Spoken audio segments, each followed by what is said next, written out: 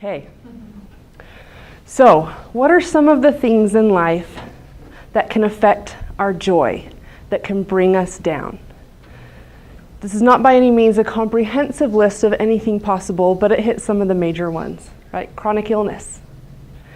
Anybody have experience with that? And you don't have to raise your hands, just personal reflection. Divorce, sexual abuse, domestic abuse, and we all know that only a small portion of domestic abuse ever involves someone laying their hands on you, right? We all know that. Infidelity of a spouse, how that can affect you. That's something that I think we as women don't tend to talk about a whole lot, that maybe we should talk about a little bit more than we do. Financial ruin, loss of a loved one, eating disorders, mental illness, in ourselves or in a loved one, because they can both have their own set of challenges, right? And how about drug addiction? Again, with somebody that we love or something that we struggle with ourselves.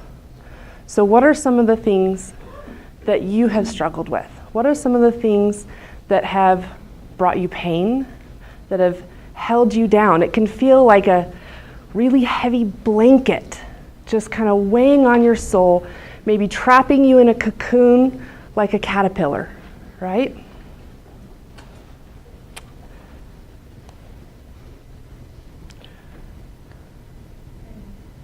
So what does that look like for you? Just take a moment and reflect in your own life the things that have affected you. I'm here with you today because I've had my own share of things that have affected my life.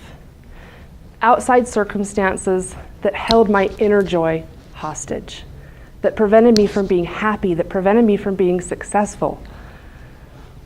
So I'm going to get really vulnerable with you guys. That list on the first slide, I have all of those experiences in my book, every single one of them. So I know a little bit about pain and hardship and challenges. I know a little bit about what it's like to face every day waking up, feeling the weight of that on yourself and wondering, how is it ever going to get any better? Whether it was, some of these other things led me to an addiction, a rampant drug addiction to meth. If any of you know anything about it, it's an evil, evil drug. Fortunately, I still have all my teeth. It's great. Not many people do. So there's that to be grateful for, right? And as a result of my addiction, I had a 10-month-old baby boy that was taken from me. That was hard. That sucked. That came with a lot of pain and a lot of challenges. And so how did I go from this, living through this, to where I am today?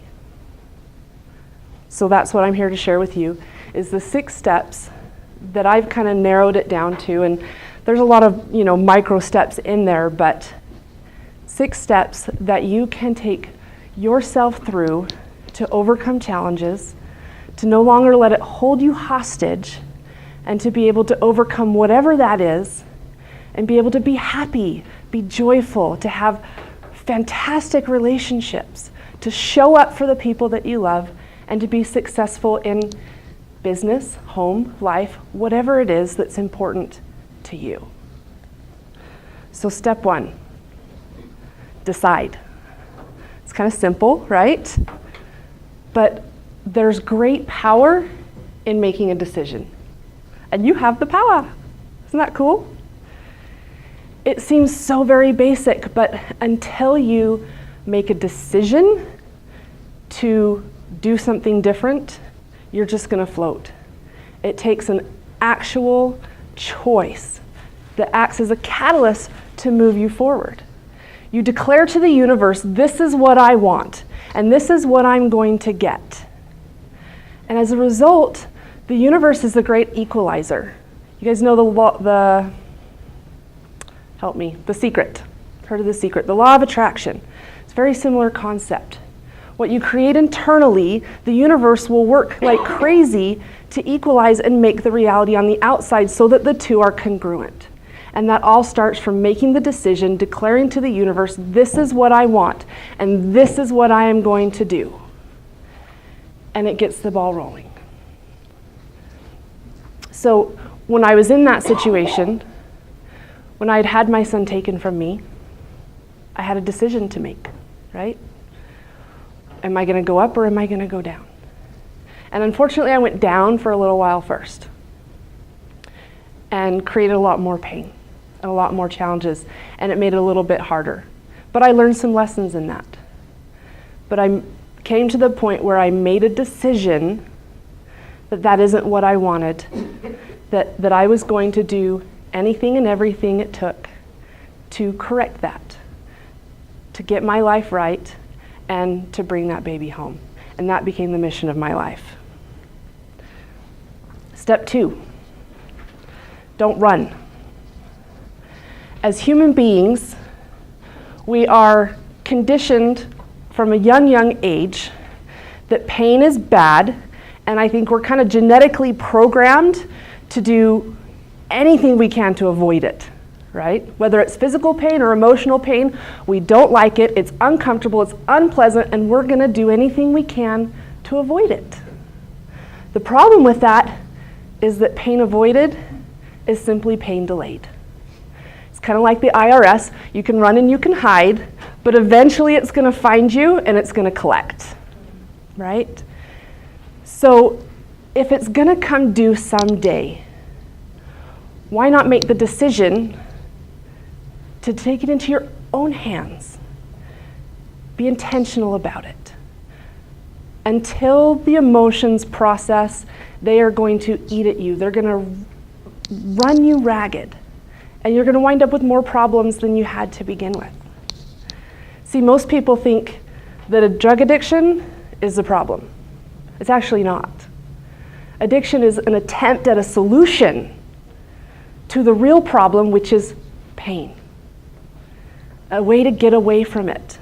Same thing with eating, shopping, any kind of compulsive behavior. Shutting down, building a wall. We have many different coping mechanisms to avoid pain. But they all end up in the same place. And so what if you can be proactive about it? A friend of mine says, schedule your throw-ups. Find a safe space. Find some support. A mentor, a therapist, a friend, a family member, a clergy member. Find somebody, share your experience with them, reach out for that support, hold on to them, and then make the decision to look whatever that pain, fear, resentment, anger, regret, whatever those feelings are, look them in the eyes, face it head on, say, let's dance. And it's not a one-time thing. You're gonna have to do that ugly cry over and over and over again. But each time you allow yourself to feel, to process it, it gets a little bit easier. And it carries you through a little bit longer. So when I began the journey to get my son back, I'd made the decision, and I fought like crazy. I decided that I was going to do anything and everything it possibly took to bring that baby home to me. And so I did. I went to treatment. I was their star pupil, and I got a job, got an apartment, had his own bedroom, furnished with a bed and toys, and paid my rent, paid my taxes. Of course, obviously I'm a responsible human being, right? I'm paying taxes. And I knew that it was going to be a journey. I knew it wasn't going to be overnight, and that was okay. I was willing to do whatever it took to find that happy place to bring my baby home. And so I put one foot in front of the other, and I went on that journey, and I did the things that I had to do. And so about 3 years later, when the day came, and he was with family members, and they didn't want to give him back. They'd grown attached, and they didn't want to give him up. And so I was gonna have to go to court and go through the process, but again, that was okay, because that was part of the anything and everything that it was gonna take.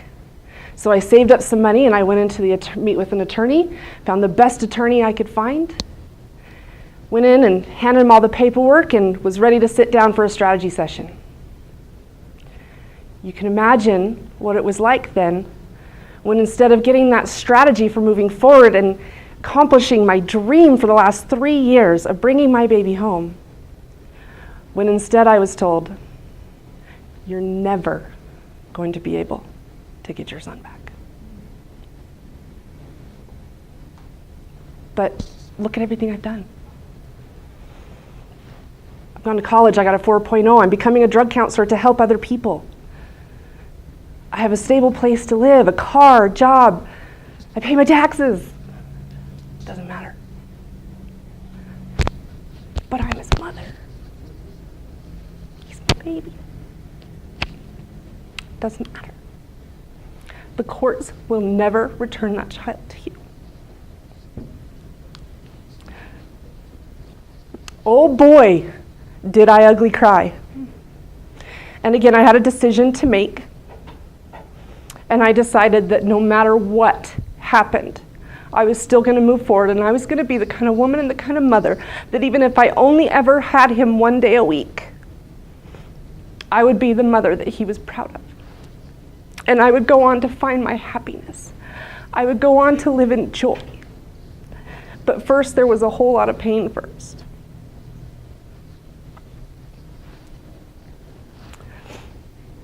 So, step 2 is don't run.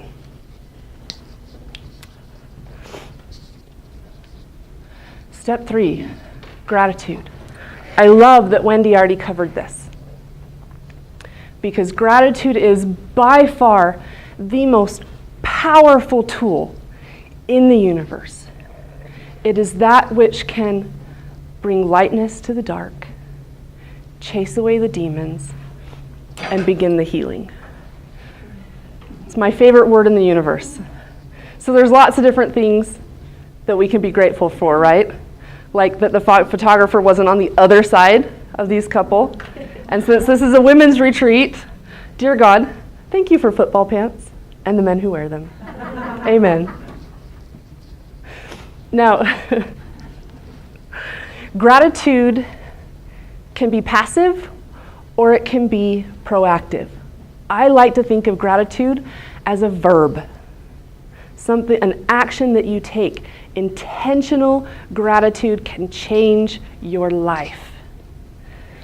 So my favorite practice of gratitude, Wendy talked about some visualization, and I love that. I kind of do my own version of that. And each person has to find what fits best for you, what resonates with your spirit. For me, the first thing I do when I wake up in the morning, I find a quiet place. Yes, sometimes that means locking yourself in the bathroom, right? So the kids and the dogs can't get to you, because they will if they can. Little fingers under the door. With a journal and your phone. And you play some music. Pandora has the perfect station that I found. It's called Classical Music for Studying. Perfect piano guys, kind of instrumental, just the right, won't put you to sleep, but kind of puts you in that right space. And you take that music and you take that journal and you write 5 things each day that you're grateful for and why you're grateful for them. And no repeats in the same week, no cheating, okay? But just to simply write them down would do you a disservice. To truly gain the power that's possible in that, what I found is that once I've made that list, as the music is playing in the background, I simply close my eyes and I meditate on those things for a while. Conjure them up in my mind. Focus on the reasons why I'm grateful for them. And then picture the gratitude for those things as this shimmering light around me. And as the music plays, the light enters into your chest. And it fills you, and it keeps filling you, and it filters down into your arms, into your legs, and up your neck. And it kind of swirls around you, the shimmering white or pink or whatever color speaks happiness and peace to you. and it's shimmering and it's swirling and it's filling you more and more and entering you more and more until it just bursts out back into the universe. So that gratitude has come in and it's fed you, and then you've released it back out into the universe to feed the next person and to give them peace. So that's my gratitude practice. That might work for you. There might be something else that works for you better. But no matter what it is, practice proactive, intentional gratitude each and every day. You can imagine that when the day came when I found out that I would never get my son back. How do you move forward? What is there to be grateful for?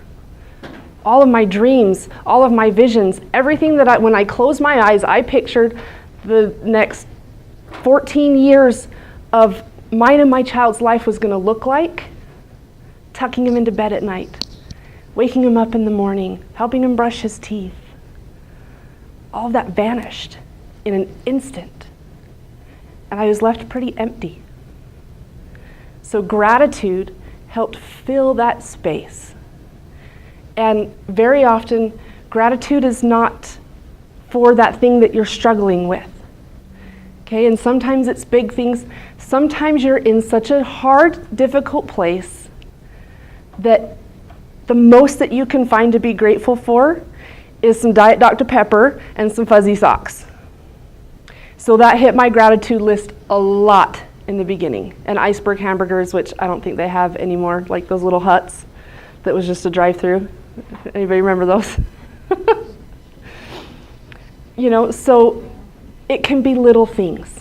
What it is that you're grateful for does not matter. It's the practice of gratitude and allowing it to fill you up and releasing it back out into the universe will change your life, as it did mine. Step 4 is to take action.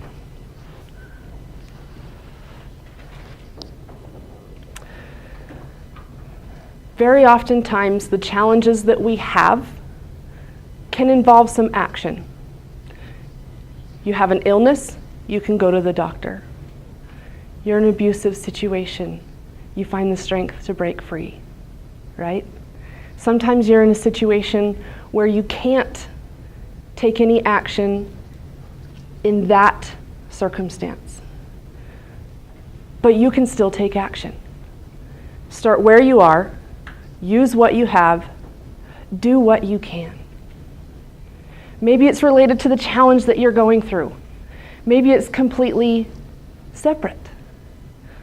But taking action, again, is declaring to the universe that I am going to move forward and I dare you to stop me. Right?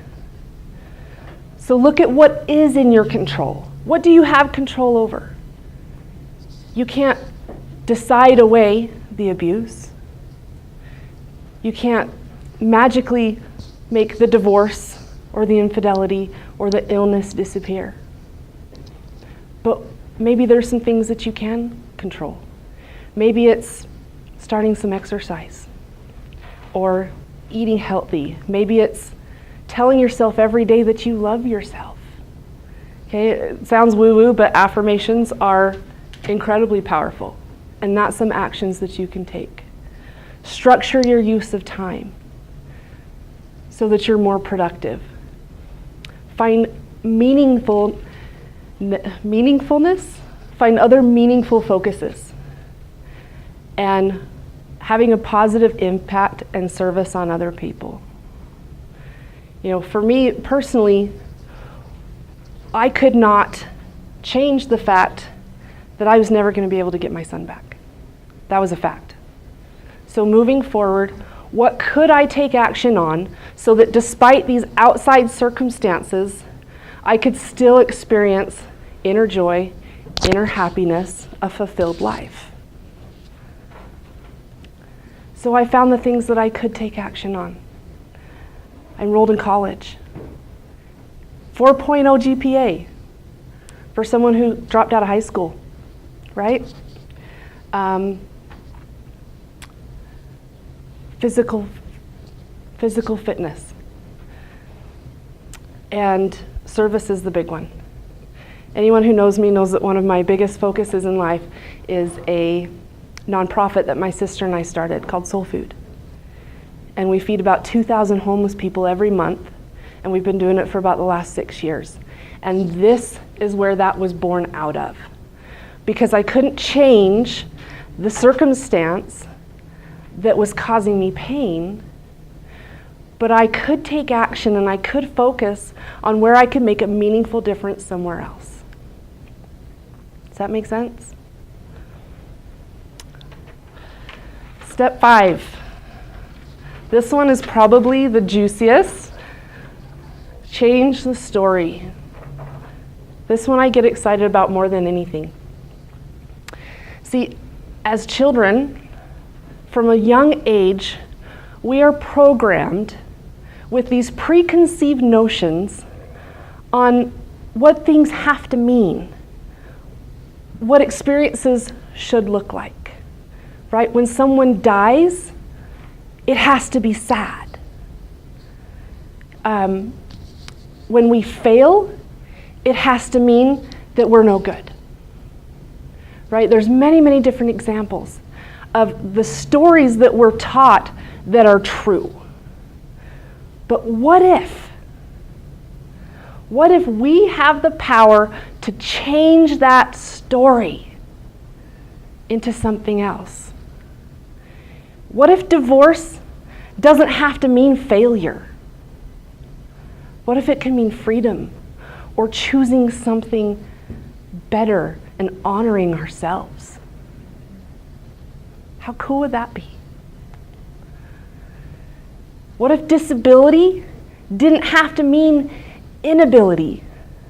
You know, I had doctors telling me that I was going to be in pain every day for the rest of my life, and there was nothing they could do about it other than prescribe me a bunch of pain pills, and I should just file disability and sit on the couch and wither away and die. What if it didn't have to mean that? What if it meant that I could find other strengths?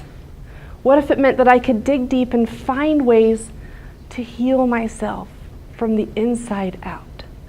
Do I still have pain? Yes, every single day.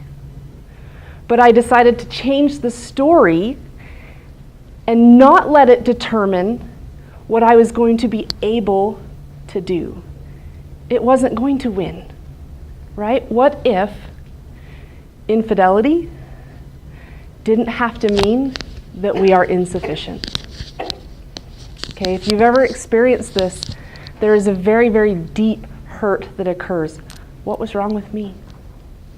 What if I could have been skinnier, funnier, a better cook? I don't know. I don't cook, so maybe that was why. But what if it doesn't have to be about us?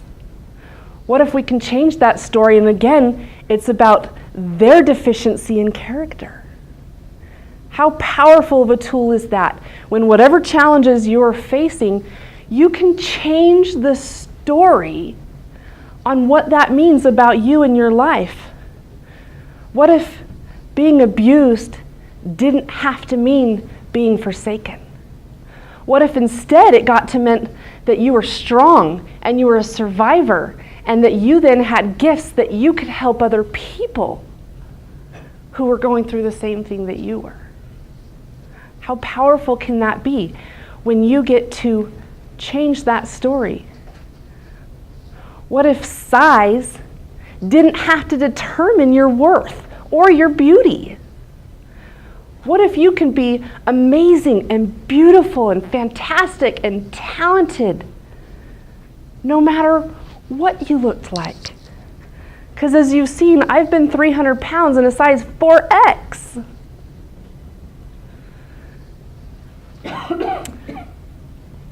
I'm not at my smallest size now either. The illness comes in waves, the amount of physical activity that I can get. And so you come to a point where you realize that who I am has nothing to do with the size of my pants. And whether they are a size 2 or a size 12 or a size 20, my butt can still look good. How about that? So there is so much power in understanding, realizing that you can change the story. For me, when I was told that I'm never going to get my son back, what did that mean for me as a mother? It meant that I was never going to be a mother to him. It meant that none of my hopes and dreams and everything that I had imagined and pictured, when you close your eyes and you picture the future and your mind plays those movies, where they come from, I'm not sure, but they're there. And it plays that movie in your head of what your life is going to look like. And all those things were gone. And so there was a story that was programmed in my mind that meant that I was a failure, that I was worth nothing, that I was a horrible mother, and that I was never going to be able to experience joy and happiness in my life because this was taken from me. But then I got to change that story. And I got to step into a place where I realized that I can still show up for him in whatever way I could. And I could still live a full life and accomplish great things. And that even if I only ever had him one day a week, I would still be able to be happy, to experience joy. That outside circumstance did not have to hold me hostage. It didn't have to keep me from living the life that I wanted and that I deserved. I got to change that story. The last step, step 6, believe in miracles. This is so very important. Remember, what you put out into the universe, it's going to work like crazy to equalize and balance out. Believe in miracles. Know that it can happen. No matter what challenge, no matter why you're feeling horrible about yourself or your life or your family or your accomplishments, that miracles can happen. Because 16 years ago, I was a junkie on the streets with a needle in my arm. And here I am today. 16 years clean and sober. I get to speak to amazing women about overcoming challenges in their lives, help them come through challenges and struggles. I started a real estate company. Not only a real estate agent, but I started my own brokerage. Junkies don't do that. But I changed the story. I believed in miracles. I got married after a lot of years of being single and feeling like I wasn't worth it. I wasn't beautiful. Found an amazing man, built a home, published a book. Amazing things can happen if you will believe in miracles. It is absolutely possible. I promise you, I have been there, I have done it. I know many people that can, no matter what your struggles are, whether it seems this big or whether it seems this big. Believe in miracles and they can happen. I do offer individual mentoring. I don't do the group thing. I think face-to-face, woman-to-woman, soul-to-soul is the best way to help somebody. So there's a little piece of paper. I'm having a drawing for a copy of the book that Julie May, Wendy Bunnell, and myself are some of the co-authors of, Success Through Failing. So if you'd like to be entered into that drawing, go ahead and put your name, phone number, and email on the piece of paper. I had really cool little forms made that died with my computer and went to technology hell. I don't know wherever things go when they die in the computer world. So there's just little blank pieces of paper, but if you want to put your contact information on there, I'll have a drawing for the book. I'm also a Ideal Life Vision certified coach. It's a process that we go through to help you identify what your very most ideal life looks like, and then use some really cool scientific tools and methods to program that into your subconscious so that, again, the inside and the universe will fight like crazy to manifest those things. And my life is a living tool, is living proof of that tool. So if either of those things is something that would be of interest to you, just put a little star on your paper and I'll reach out to you and see if it's something that would be a good fit. All of these things that I've taught you, I know work. How do I know? This is that baby boy. Now, it did take me 10 years instead of 3. But when I tell you to believe in miracles, I mean it. Because after 10 years, I got custody of that little boy back. Something that I was told would never happen. And it didn't happen when I wanted, and it didn't happen how I wanted, but it happened. So I absolutely believe in miracles. That's at our wedding. I had another little boy. He's a ginger, if you can't tell, inside and out. Getting my son's driver's license, and he graduates in 4 weeks. And he's going to college and going to become an anesthesiologist. How cool is that, right? And we have an amazing relationship today. And that's something that I never thought was possible. And he was 12, almost 13 by the time that happened. And we'll never get back those years that I wanted, that we didn't have. But I overcame those challenges. I found a way to achieve that inner joy, to be happy regardless of what was going on in my life. Regardless of the challenges, be able to heal and overcome and live an absolutely amazing life. And that's what I want for you guys. Thank you so much for joining me. I appreciate it. Enjoy the rest of your day.